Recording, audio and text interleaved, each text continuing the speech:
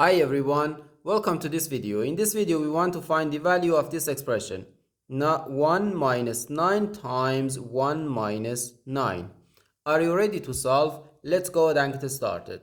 1 minus 9 gives us negative 8. And again here we have 1 minus 9. So negative 8 times negative 8, which equals positive 64. But this answer is not correct because according to the order of operations, which is PEMDAS,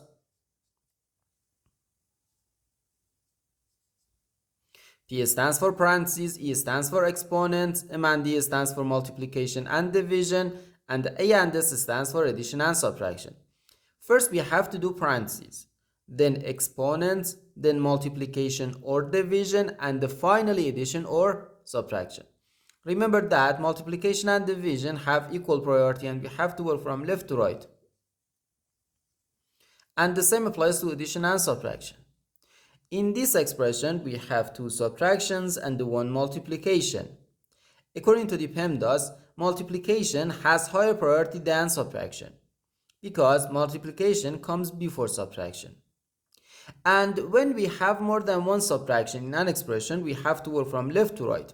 So therefore, first we have to do this multiplication, then this subtraction, and finally this subtraction.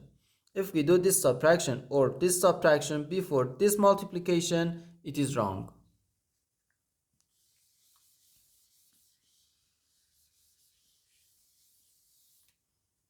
So first we have to do this multiplication. 9 times 1 gives us 9. So we have 1 minus 9, then minus 9. Now we have to do this subtraction. 1 minus 9 gives us negative 8. So negative 8 minus 9. And this is equal to negative 17. So we have negative 17. And this is our final answer to this problem. The correct answer is negative 17.